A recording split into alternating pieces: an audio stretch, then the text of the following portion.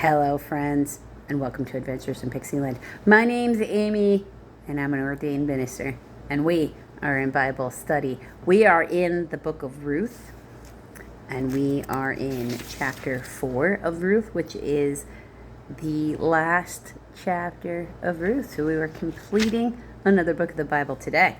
This one is called Boaz Marries Ruth. Woo! And it's like, why is this?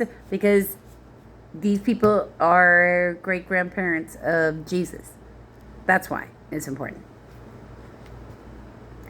Meanwhile, Boaz went up to the town gate and sat there.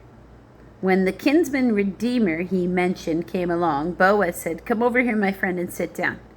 So he went over and sat down. Boaz took 10 elders of the town and said, "Sit here." And they did so.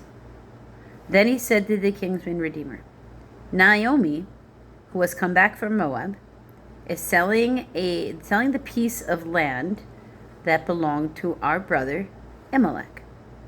I thought I should bring the matter to your attention and suggest that you buy it in the presence of these seated here and in the presence of the elders of my people. If you will redeem it, do so. But if you will not, okay, you got it, okay. If you will not, tell me, so I will know.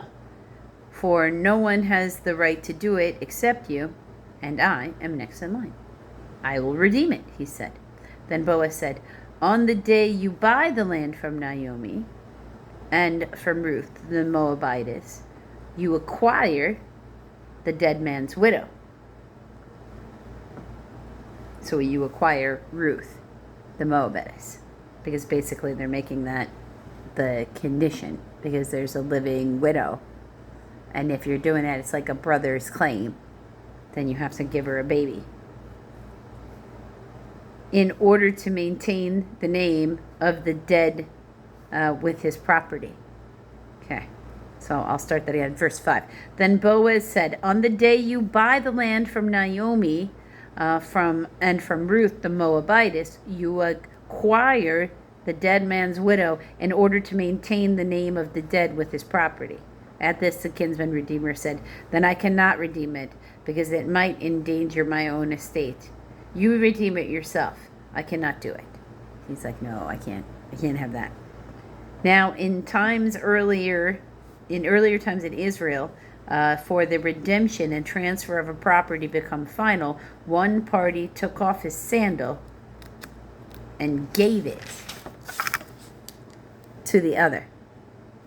It was the method of legalizing a transaction in Israel, because your sandals would be very precious to you. Okay, and so the kinsman redeemer said to Boaz, "Buy it yourself," and he removed his sandal.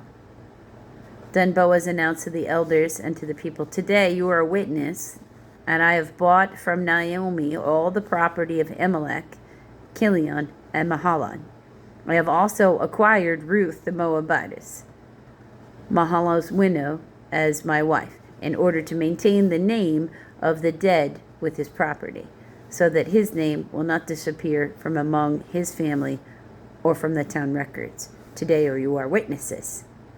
Then the elders and all those at the gate said, "We are witnesses. May the Lord make the woman who is coming into your home like Rachel and Leah, who together built up the house of Israel. May you have standing in Ephrathah," that's Ephrathah, and I'm sure I pronounced that wrong, so don't quote me on that, "and be famous in Bethlehem," which is very true. "Through the offspring the Lord gives you by this young woman, may your family be like that of Perez, who Tamar bore to Judah." The genealogy of David. So Boaz took Ruth, and she became his wife. And then he went to her, and the Lord enabled her to conceive, and she gave birth to a son. The woman said to Naomi, The women said to Naomi, "Praise be to the Lord, who this day has not left you without a kinsman redeemer. May he become famous throughout Israel. He will renew your life and sustain you in your old age.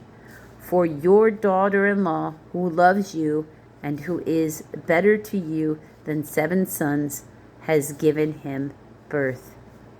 Then Naomi took the child, laid him in her lap, and cared for him. The women living there said, "Naomi has a son," and they named him Obed. He was the father of Jesse, the father of David.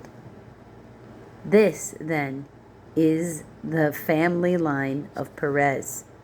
Perez was the father of Hezron. Hezron, the father of Ram. Ram, the father of Amminadab. Amminadab, the father of Nahshon. Nahshon, the father of Salmon. Salmon, the father of Boaz. Boaz, the father of Obed. Obed, the father of Jesse. And Jesse, the father of David, who will become the second king of Israel. And that completes the book of Ruth and brings us in our next video to the very first chapter of 1 Samuel, which will lead us into the kings of Israel. So until the next video, friends.